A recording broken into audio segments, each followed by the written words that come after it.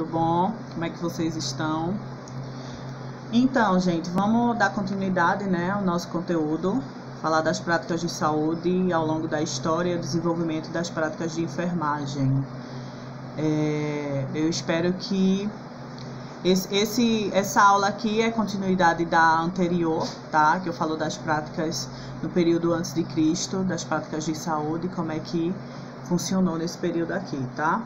Então, o cristianismo foi um período de uma grande revolução social. É um período que existiu a caridade, né? A caridade fez parte aí durante muitos anos, muito tempo. E as pessoas que tinham uma condição melhor, elas ajudavam umas às outras. Os sacerdotes, que eram os religiosos, os feiticeiros, eles poderiam estar passando o seu conhecimento para a sociedade, né? Em relação às práticas de saúde e as medicações também, né? Então, tudo isso fez parte durante muito tempo. Houve uma profunda modificação na assistência aos doentes.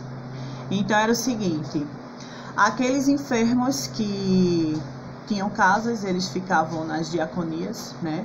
Que eram casas particulares, e os que estavam passando por grandes problemas de saúde, né, ficavam em hospitais para maiores necessitados. Os ricos preferiam receber seu tratamento dentro das suas casas, e é assim que funcionava. Por muito tempo começou a funcionar assim. E teve aqui a subdivisão dos períodos de acordo com a mudança das práticas. Aí eu venho falando aqui para vocês das práticas instintivas, é aquela prática que a gente age pelo instinto, que não tem nenhum conhecimento científico que comprove que aquela prática realmente ela é a correta, né? Ninguém estudou a prática, e sim, ela é desenvolvida no dia a dia, através do empirismo, né? Que é o conhecimento do dia a dia que a gente vai adquirindo, que nós adquirimos. Eu, como professora, eu adquiro. Essa minha aula jamais vai ser igual à próxima aula, e assim sucessivamente. E vocês também, em sala de aula também, né? No dia após dia, vocês vão aprendendo, vão tendo conhecimentos, e é assim que funciona. Então, com o passar do tempo, os homens perceberam que os meios de cura resultavam poder, porque eles tinham grandes poderes sobre as pessoas. E o que é que eles estavam fazendo? Eles começaram a cobrar, né? Os sacerdotes começaram a cobrar os seus cuidados, os seus tratamentos para as pessoas. Então, porque é o seguinte, eles viram que eles estavam tendo bastante credibilidade, né? Porque com muitas pessoas eles davam a cura, eles tinham a medicação certa, né? Que naquela época eles usavam muito ervas, bebidas à base de ervas, massagens, enfim. Então, estava surtindo efeito. E o que é que eles poderiam estar fazendo? Eles pensaram, então, cada vez mais está crescendo o número de pessoas querendo o nosso tratamento, então nós temos que começar a cobrar. E foi assim que aconteceu, que começou a funcionar, né?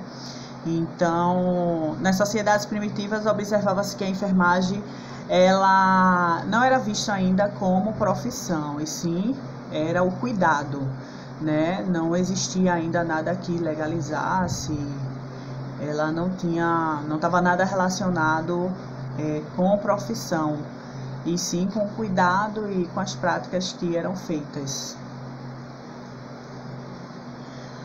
Essa prática de ritual permaneceu por muitos séculos, tá? Essas práticas que eles faziam com as pessoas, utilizando ervas, banhos, massagens. Então, todo esse conhecimento ele demorou por muitos e muitos anos. Aí lá nas escolas pré-hipocráticas eram variadas as concepções acerca do funcionamento do corpo humano, né? Então eles tinham um limite para estudar o corpo humano, porque abrir o corpo humano, ter derramamento de sangue era impuro, né? Então a sociedade não aceitava por questões religiosas. A gente sabe aqui desde o início que a religião ela falava mais alto, então muitos países ficaram para trás em relação ao conhecimento do corpo humano. Então isso dificultou conseguirem encontrar tratamentos, curas, desenvolverem novos métodos de cura e saber quais eram as doenças, porque na maioria das vezes eles sabiam que as pessoas morriam, mas como não podia estar estudando os órgãos, então ficava bem obscuro essa questão do entendimento, né? Mas Hipócrates, ele que evoluiu aí esses conhecimentos, não é à toa que ele é chamado o pai da medicina. E Hipócrates ele conseguiu desvendar, dar diagnósticos e saber, estudando anos e anos e anos, saber diagnosticar vários tipos de doenças, né? Então tudo isso funcionava bem lentamente. Passando aqui, aí já que falar novamente que permaneceu por muitos tempos essas práticas, e esse estudo era feito em santuários e escolas. Tudo isso era feito dessa forma. Nessas escolas pré-hipocráticas, os alunos que iam estudar, né, a medicina, que na época já existia a medicina, eles, para poder entrar nessa escola, eles tinham que ter eles tinham que dar um valor. Que valor seria esse? Eles tinham que dar em dinheiro ou como é que eu posso dizer? Tá dando livros, né? Doar livros caros para a biblioteca. Então era uma forma desses alunos poderem entrar. Isso quer dizer que só a sociedade mais valorizada que poderia estar entrando nessas escolas. Então as práticas de saúde aqui no ensino da ciência, no início, desculpa, da ciência, a evolução das práticas de saúde estava relacionada ao progresso da ciência. A relação de causa e efeito. Então, aqui já começou a melhorar essas questões, tá bom? Deixa eu dar uma organizada aqui. Já começou a melhorar essas questões da saúde, mas ainda as práticas ainda eram bastante primitivas e bem superficiais para o que é hoje, claro. Hoje a gente tem um ensino científico, um ensino que é um estudo comprovado, foram feitas pesquisas, anos e anos de estudo para a gente poder saber, entender de vacinas, de doenças, diagnóstico. Então tudo modificou, né? Inclusive a enfermagem, claro. A prática de saúde antes mística e sacerdotal passa a basear-se na experiência, no conhecimento da natureza. Isso daqui já foi falado também na outra aula, que esse conhecimento era quando eles utilizavam as ervas, as bebidas, que eles faziam à base de ervas, ungüentos, né? Que era aquela banha com a base de cânfora para poder eliminar dores. Eles utilizavam esse procedimento também. Banhos de água quente, água fria, banhos de sol. Então tudo isso, cada país eles determinavam o que era feito para melhora da sua sociedade, né? Do seu povo.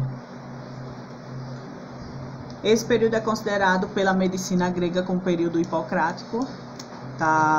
Hipócrates ele está inteiramente relacionado nesse período aí, porque foi ele que desenvolveu todas essas práticas, ele que revolucionou essas práticas de saúde, né? Quando se fala da ciência. Não é à toa aqui, mais uma vez aqui eu falo que ele é chamado do pai da medicina, e ele que foi um marco nesse período. As práticas de saúde medievais baseavam-se no cristianismo e eram desenvolvidas por religiosos, né? Que é um período que foi um período de caridade, uns ajudavam os outros, e assim foi por muitos e muitos anos. E aqui também fala, nesse período a enfermagem ela permaneceu empírica e desarticulada por muitos e muitos anos, né? A gente só vai poder falar da enfermagem como enfermagem, profissão, no período que Florence, né, Florence Nightingale, ela ficou conhecida desde que ela participou lá da Guerra da Crimeia. Então, a Florence, ela passou por vários problemas, preconceito, porque na época de Florence tudo era muito difícil. Então, inclusive, ela foi para participar como voluntária nos cuidados dos soldados, quer dizer, ainda não tinha a enfermagem, né, propriamente dito. Então, a Florence que revolucionou, né? Ela é conhecida como a Dama da Lâmpada. Acredito que vocês saibam, porque no período da noite ela passeava com a sua lamparina, inclusive é um dos símbolos da enfermagem. E ela passeava com a lamparina à noite para poder ver os seus pacientes, ver como é que estaria a situação. Mas isso a gente deixa para a próxima aula, que é pauta de próxima aula. As práticas de saúde no mundo moderno, surgimento da enfermagem como prática profissional institucionalizada. Quando começa a desenvolver as práticas de saúde na modernidade, daí é que a gente começa a perceber que a enfermagem, ela continua, né? Ela começa a se ver como profissão. Então, tudo isso através de Florence, né? Culmina com o surgimento da enfermagem moderna lá na Inglaterra, justamente. Passando aqui, vamos lá, enfermagem moderna, aí vem o avanço da medicina, o avanço de práticas de saúde, vem a enfermagem também, vem mostrando os seus tratamentos, tudo que pode ser feito para a melhora de pacientes, a medicina crescendo cada vez mais, a reorganização da instituição hospitalar, e vamos encontrar também reflexo na enfermagem, mas isso não quer dizer que ainda estamos com as melhores condições de trabalho, porque começaram a existir os hospitais, mas não tinha a questão epidemiológica, a questão de limpeza, saneamento básico, isso não existia, né? Então, se tinham os hospitais, mas não tinham profissionais adequados para trabalhar de acordo com cada tipo de serviço, então era como se não estivesse funcionando, né? Então esses hospitais, eles ficaram superlotados, cheios, porque recebia todo tipo de gente, então não tinha um certo controle. Então tudo isso aí prejudicou muito durante um bom período. A evolução crescente dos hospitais não melhorou, claro, as condições de salubridade, e diz mesmo que foi a época em que estiveram sob piores condições, devido principalmente à predominância de doenças infecto-contagiosas, né? Existiam os portos e não tinham controle nesses portos, porque tinham as prostitutas, não tinham nenhum meio de prevenção, então tudo isso não tinha nenhum limite, nenhum controle. Então foram muitas doenças infecto-contagiosas, doenças sexualmente transmissíveis, e não existia uma vacina que pudessem estar minimizando esses problemas, né?